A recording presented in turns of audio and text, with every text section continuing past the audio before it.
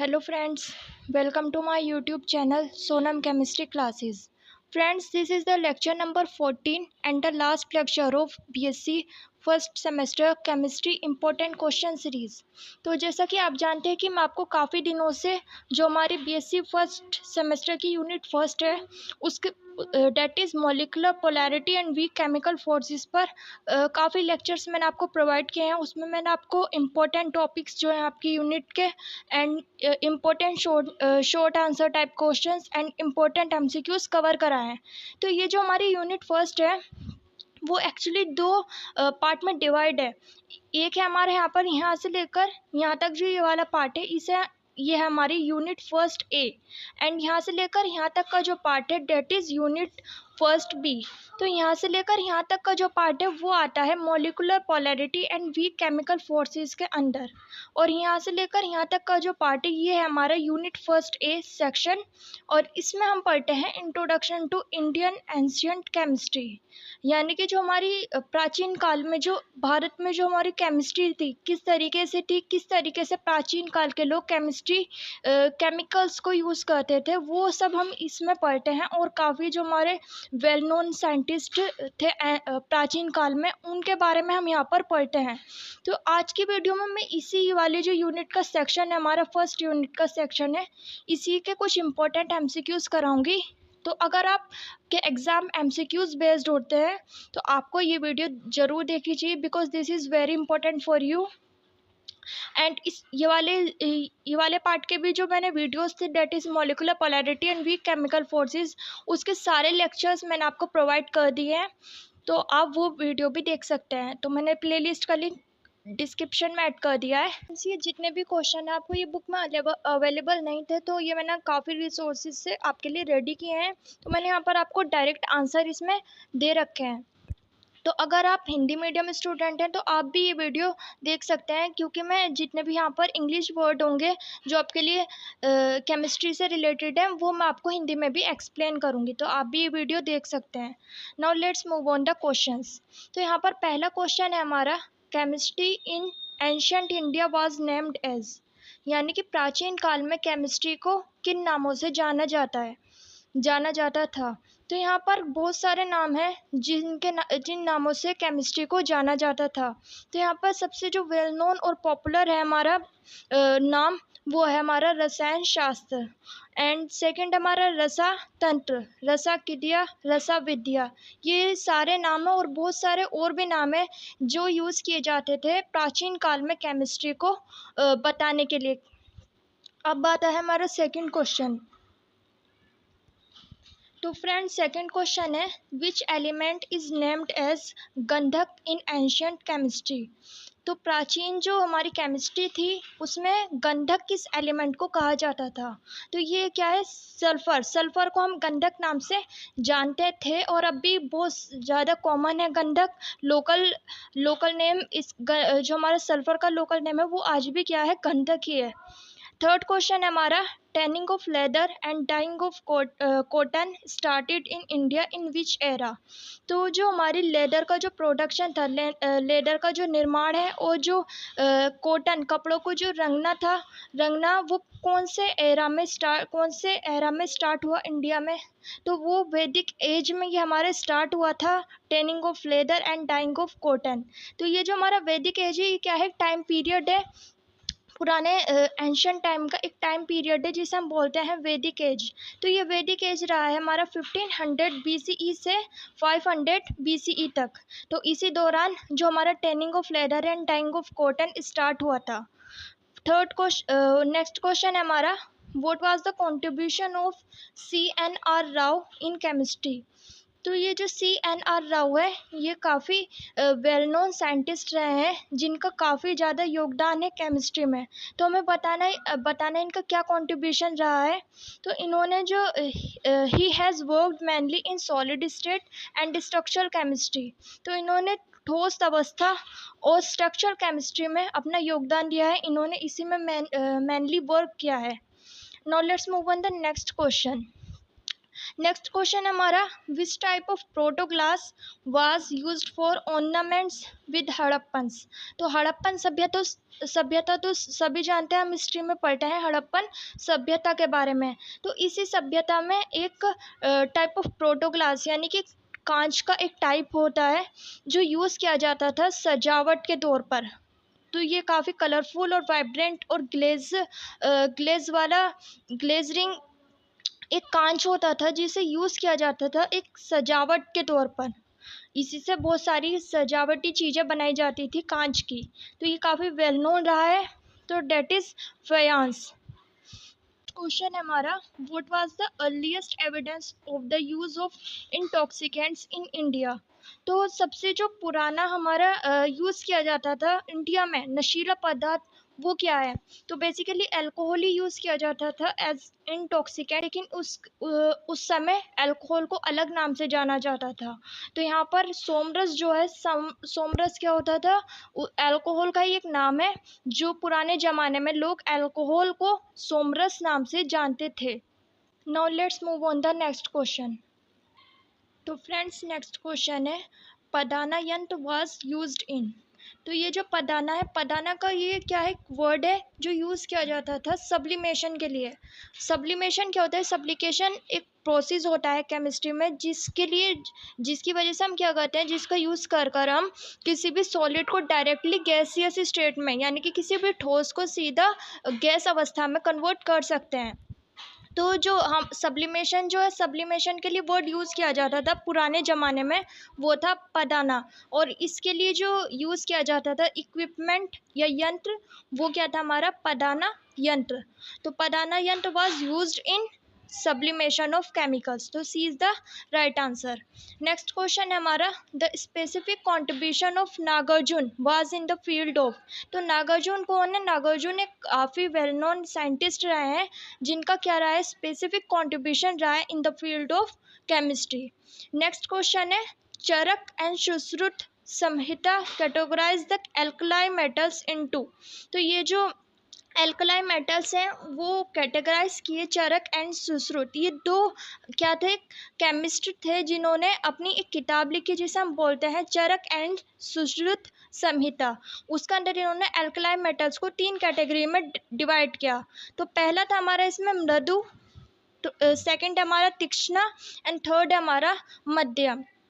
तो अगर आपका ये क्वेश्चन आता है तो आप ये आंसर लगाइएगा। नेक्स्ट क्वेश्चन है हमारा,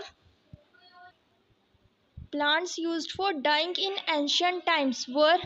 यानी कि ऐसे प्लांट, ऐसे पौधे जिनका यूज़ किया जाता था डाइंग के लिए या फिर कॉटन या फिर किसी और चीज़ के रंगने के लिए, वो प्राचीन काल में। तो प्राचीन काल में मदार, टर्मरिक और सनफ्लावर, बहुत सारे ऐसे और हमारे पेड़ पौधे थे और इंसेक्ट वगैरह को भी यूज़ करते थे ये डाइंग के लिए, रंगने के लिए। So that is the answer of this question. Now let's move on the next question. In ancient times, ink was formed from. तो प्राचीन काल में स्याही को किससे फॉर्म किया गया, किससे बनाया गया। तो यहाँ पर हमें दे रखा है लैम्प ब्लैक। लैम्प ब्लैक हम जानते क्या होता है, जो लैम्प होता है, लैम्प में जो स्याही निकलती है ब्लैक कलर की, आपने देखा होगा ब्लैक कलर का धुआं जम जाता है जब आप लैम्प यूज़ करते हैं। तो that is lamp black. Gum of the plant, जो गम चिपचिपा सा पदार्थ निकलता है प्लांट में से, किसी किसी पेड़ में होता है उसका। और यहाँ पर हमें प्लांट भी दे रखा है इन्होंने जो यूज़ किया जाता था प्राचीन काल में गम ऑफ द प्लांट के तौर पर, that is mimosa indica. Mimosa indica और वाटर का यूज़ किया जाता था। इन तीनों का जो मिक्सचर होता था वो यूज़ किया जाता था इंक के तौर पर, स्याही के तौर पर। तो फ्रेंड्स नेक्स्ट क्वेश्चन है, who is known as father of chemical science in India. यानी कि भारत में फादर ऑफ केमिकल साइंस किन्हें कहा जाता है। तो sir Prafulla Chandra Ray is known as father of chemical science in India. तो आप ये जितने भी क्वेश्चन हैं ये बेसिकली आपको लर्न करने पड़ेंगे, तो आप ये सारे क्वेश्चंस लर्न कर लेना। नेक्स्ट क्वेश्चन है हमारा, who established the first Indian research school in chemistry.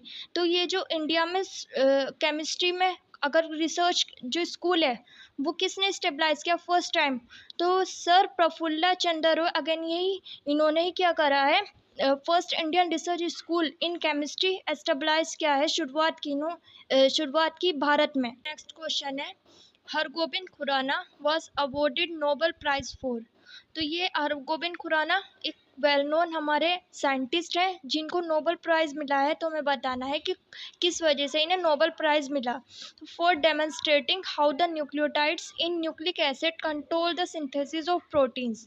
तो हम जानते हैं जो हमारे न्यूक्लिक एसिड होते हैं, that is DNA and RNA, वो किससे मिलकर बने होते हैं? न्यूक्लियोटाइड से मिलकर बने होते हैं। अब ये जो न्यूक्लियोटाइड होते हैं वो किस तरीके से कंट्रोल करते हैं सिंथेसिस ऑफ प्रोटीन्स, यानी कि प्रोटीन्स का निर्माण ये किस तरीके से कंट्रोल करते हैं, ये इन्होंने हरगोबिंद खुराना ने एक्सप्लेन किया, जिसकी वजह से इन्हें नोबेल प्राइज़ अवॉर्ड किया गया। Now let's move on the next question. तो फ्रेंड्स नेक्स्ट क्वेश्चन है, what was the contribution of Indus valley civilization in chemistry. तो इंडस वैली सिविलाइजेशन को हम हिंदी में बोलते हैं सिंधु घाटी सभ्यता। हिस्ट्री में हम पढ़ते हैं ये बहुत ज़्यादा हमारी वेल नोन सिविलाइजेशन सभ्यता रही है। तो हमें बताना है कि इस सिविलाइजेशन का केमिस्ट्री में क्या कंट्रीब्यूशन, क्या योगदान रहा है। तो प्रोडक्शन ऑफ अर्थन ब्रिक्स, यानी कि जो ईंटों का निर्माण है, पोट्री यानी कि जो मिट्टी के जो बर्तन हैं, टैनिंग ऑफ लेदर का निर्माण, डाइंग ऑफ कॉटन यानी कि कॉटन को रंगना, ग्लेज्ड टाइल्स यानी कि ऐसे टाइल्स जो क्या हो चमकती हों। हम देखते हैं टाइल्स जो अब यूज़ करते हैं हम, वो कैसी होती है? चमकदार होती हैं। तो जो ग्लेज टाइल्स है first time Indus valley civilization ने ही शुरुआत करी। ग्लास बीड्स यानी कि जो कांच के बीड्स होते हैं उनका, and the use of dyes and perfumes, जो डाई होती है हमारी रंगने के लिए यूज़ की जाती हैं, चाहे वो हम बात करें यहाँ पर नेचुरल या फिर केमिकल डाइज एंड परफ्यूम्स। जो परफ्यूम्स का यूज़ है ये सब क्या है? केमिस्ट्री से ही रिलेटेड है। और इसकी जो शुरुआत करी इन सब चीज़ों की, वो शुरुआत हुई सिंधु घाटी सभ्यता के दौरान, यानी कि इंडस वैली सिविलाइजेशन ने इन सब चीज़ों की शुरुआत की। नेक्स्ट क्वेश्चन है, the study of metallurgy. Metallurgy को हिंदी में बोलते हैं धातु कर्म। तो मेटलर्जी क्या होती है? साइंस होती है, टाइप होती है केमिस्ट्री का, जिसमें हम क्या करते हैं? मेटल्स के बारे में पढ़ते हैं। उसमें मेटल्स किस तरीके से फॉर्म किए जाते हैं, मेटल की क्या क्या प्रॉपर्टी होती है, कैसे मेटल को उनके ओड्स यानी कि जो हमारे अयस्क होते हैं, हम जानते हैं मेटल एक साथ नहीं पाए जाते। नेचुरली जो हमारे मेटल होते हैं वो बहुत सारे एक साथ कंबाइंड फॉर्म में पाए जाते हैं, जिन्हें हम क्या बोलते हैं? अयस्क बोलते हैं हिंदी में, और इंग्लिश में बोलते हैं ओर। तो उसकी जो मेटल ये सब की चीज़ें हम किस में पढ़ते हैं? मेटलर्जी में पढ़ते हैं। तो ये जो वाज ऑन इट्स पीक, यानी कि जो सबसे ज़्यादा यूज़ किया गया मेटलर्जी का इस साइंस का, in which era of ancient times of India, यानी कि कौन भारत के किस प्राचीन काल में मेटलर्जी धातु कर्म की जो धातु कर्म है, मेटलर्जी जो साइंस है हमारी, उसका यूज़ किया गया। तो फ्रेंड्स वैदिक एज जो हमारा टाइम पीरियड रहा है, इसी के दौरान जो मेटलर्जी थी, ये वाली जो हमारी साइंस है, ये अपने पीक पर थी। यानी कि इस टाइम में हमारा जो मेटलर्जी है, मेटलर्जी साइंस का बहुत ज़्यादा यूज़ किया गया।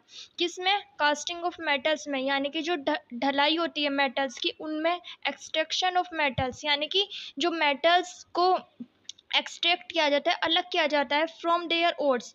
जैसे कि मैंने अभी आपको बताया, उनके अयस्क से उन्हें अलग करने की जो प्रक्रिया है, एक्सट्रैक्शन है, उसमें उसका यूज़ किया गया। एंड स्मेल्टिंग ऑफ मेटल्स, यानी कि जो हमारे मेटल्स होते हैं उनको गलाने की जो हमारा प्रोसेस है, वो सब एफिशिएंटली डन किए गए इंडियन केमिस्ट के द्वारा इन द वैदिक एज।